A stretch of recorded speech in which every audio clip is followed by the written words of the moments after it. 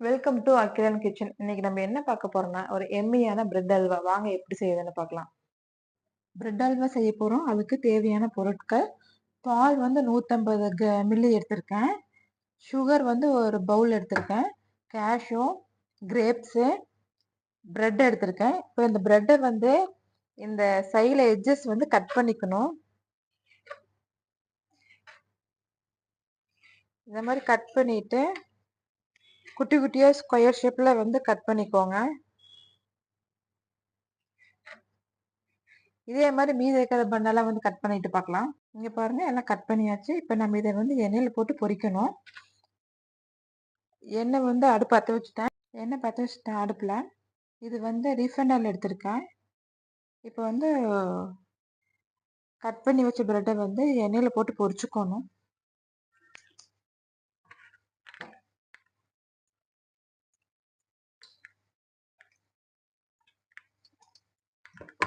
உங்களுக்கு இது வந்து கோல்டன் ப்ரௌன் ஆகிற வரைக்கும்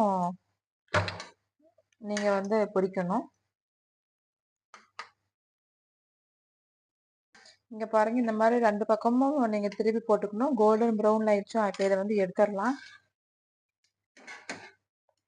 இதே மாதிரி மீதி இருக்கிற பிரெட்டையும் நீங்க வந்து எண்ணெயில போட்டு பொரிச்சுக்கோங்க. நான் பொரிச்சுட்டு காட்டுறேன்.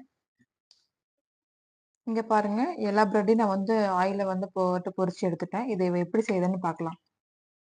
பிரெட் அல்வா வந்து நான்ஸ்டிக் பேன்ல செய்யுங்க. அப்பதான் உங்களுக்கு எதுவும் ஒட்டாது. இப்போ ஃபர்ஸ்ட் வந்து சக்கரை பாவு காய்ச்சிடலாம். ஃபர்ஸ்ட் நான் ஒரு ஸ்பூன் தண்ணி ஊற்றிக்கிறேன்.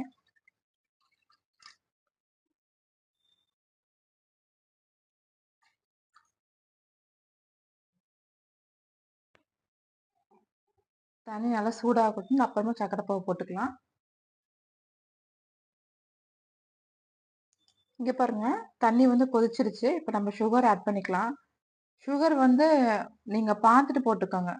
ஒவ்வொருத்தர் சுகர் அதிகமா சாப்பிடுவாங்க, ஒருத்தர் கம்மியா சாப்பிடுவாங்க. அது உங்களோட இது நீங்க பார்த்து போட்டுக்கோங்க. சுகர் நல்லா வந்து கரையட்டும்.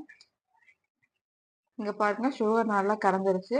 வாசமா இருக்கிறதுக்கு நம்ம 2 ஏலக்காய் சேர்த்திக்கிறோம்.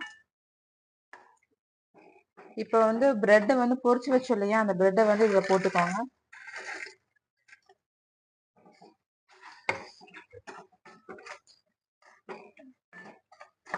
அப்படியே 2 நிமிஷம் அப்படியே ஃப்ரை பண்ணி விடுங்க. அது நல்லா ஜூசி ஆயிரும்.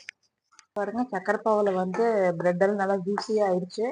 நல்லா மசிச்சு விட்டுக்கோங்க. இந்த மாதிரி நல்லா ஆயிடணும். அல்வா கன்சிஸ்டன்சி வந்துருச்சு. இப்போ நம்ம வந்து மில்க் ஆட் பண்றோம்.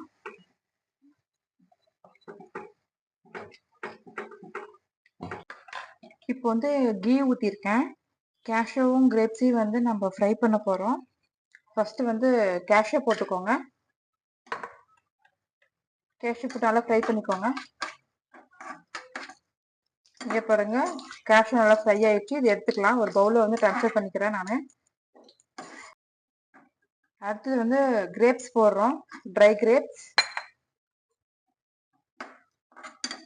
உங்களுக்கு இது நல்லா சீக்கிரம் உப்பியா வந்துடும்.